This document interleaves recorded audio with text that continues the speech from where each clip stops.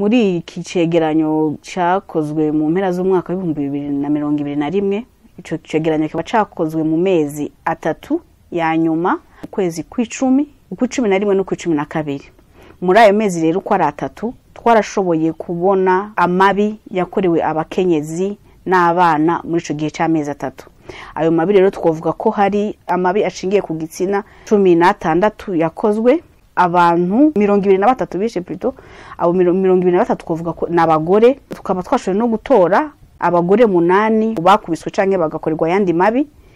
Tukaba twashoboye no kumenya n'abandi bantu 7 babagore bakubiswe nabo bubakanye kandi babakubita no gushaka aho abari uwo bubakanye canke nuwo tuvuga ko ayo bari nk'umuntu wo mu muryango. Ikindi kintu twabonye nuko hari umuntu umwe w'umudamu baramufashe baramufunga mu buryo butumvikanye.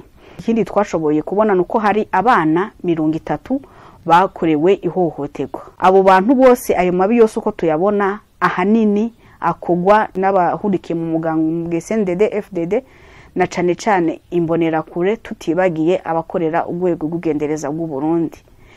Ni muri iyo ntumbero nyene umuhari w'abagore n'abakobwa haranira amahoro mu Burundi utera kamo leta y'u Burundi gufata nkama ico kibazo, unavuga ko abo bana bariko barakubitwa, bariko baricwa, abo bakobwa bariko barafatwa ku nguvu ari bwo Burundi bwejo.